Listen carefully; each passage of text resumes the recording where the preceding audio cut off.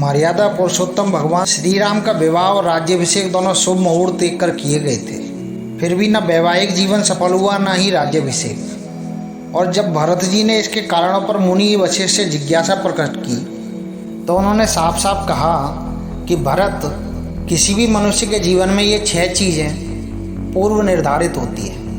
विधाता जब जन्म देता है तब ये 6 चीज़ें उसके लिए पहले से लिख देता है। ये 6 चीज़ें कौन सी हैं? हानि, लाभ, जीवन, मरण, यश, अपयश। यानी किस व्यक्ति को कितना फायदा होगा, कितना नुकसान होगा, कब पैदा होगा, कब उसका मरण होगा, कितना यश मिलेगा, कितना अपयश मिलेगा। ये 6 चीज़ें जब व्यक्ति इस दुनिया में आता है तो उसके साथ पूर्व निर्धारित होती हैं, अर्थात जो विधि ने निर्धारित किया है वही होकर रहेगा। एक बार भगवान विष्णु गरुड़ पर बैठकर कैलाश पर्वत गए। द्वार पर गरुड़ को छोड़कर श्रीहरि खुद शिव से मिलने अंदर चले गए। तब कैलाश की प्राकृतिक शोभा देखकर गरुड़ मंत्रमुग्ध हो गए। तभी उनकी नज़र एक खूबसूरत छोटी सी चिड़िया पर पड़ी। चिड़िया इतनी सुंदर थी कि गरुड़ के सारे विचार उसकी तरफ आकर्षित होने लगे। उसी समय कैलाश पर यमदेव पधारे और अंदर जाने से पहले उन्होंने उस छोटे से पक्षी को आश्चर्य की दृष्टि से देखा। गरुड़ समझ गए कि इस चिड़िया का अंत समय निकट है और यमदेव कैलाश से निकलते ही उसे अपने साथ यमलोक ले जाएंगे। गरुड़ को दया आ गई। इतनी छोटी और सुंदर चिड़िया को मरता हुआ नहीं देख सकते। उसे अपने पंजों में दबाया और कैलाश से हजारों कोस दूर एक जंगल में एक चट्टान के ऊपर छोड़ दिया और खुद वापस कैलाश पर आ गए। आखिर जब यम बाहर आए तो गरुड़ ने पूछ ही लिया कि उन्होंने उस चिड़िया को इतनी आश्चर्य भरी निगाहों से क्यों देखा।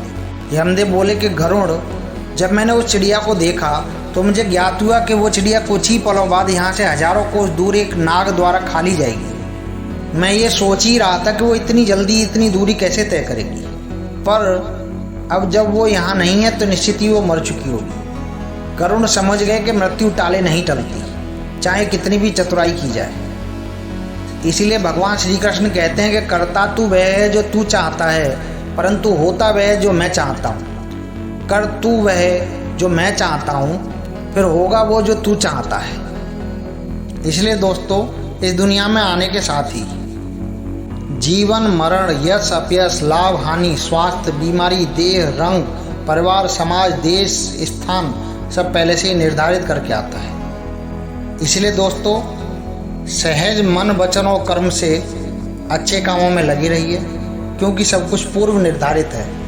आप और हम तो सिर्फ इस रंगमंच के कलाकार हैं। आप और हम तो इस रंगमंच पर सिर्फ अपने अपने पार्ट प्ले कर रहे हैं, उससे ज़्यादा हम कुछ भी नहीं। जैसे रंगमंच पर कोई कलाकार आकर अपना पार्ट प्ले करके चला जाता है, उसी तरीके से हम लोग भी इस ज़िंदगी रूपी रंगमंच पे अपना अपना पार्ट प्ले कर रहे हैं।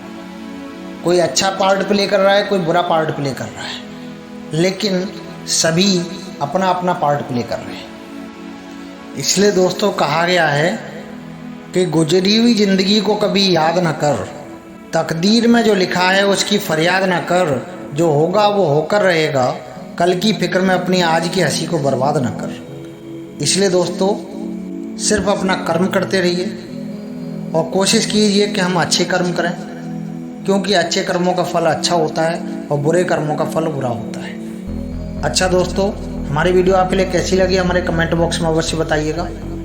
यदि आप हमारे चैनल पर नए हैं तो हमारे चैनल को सब्सक्राइब करना ना भूलिएगा। हमारे कमेंट बॉक्स में आप अपने अमूल्य विचार अवश्य दीजिएगा।